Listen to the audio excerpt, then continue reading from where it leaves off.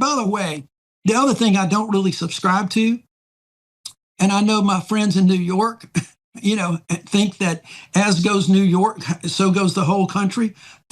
Not true. I mean, look, that everybody thinks that New York City has an outsized effect on the Democratic Party and on America. It does not. Historically, it never has.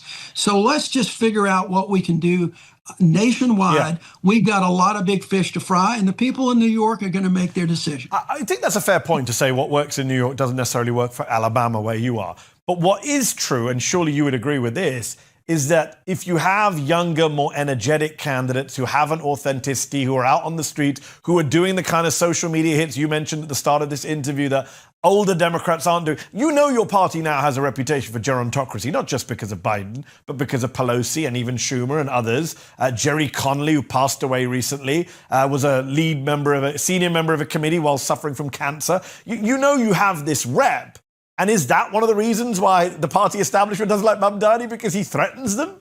I really don't believe that. Okay. Look, it's not an age and youth issue. It's a policy issue. I do not believe it's an age and youth. I think the party is wide open to that. Look, every party has their gerontocracy. Every party has folks that cling to power. Strom Thurmond was 184 years old when he finally left the Senate, okay?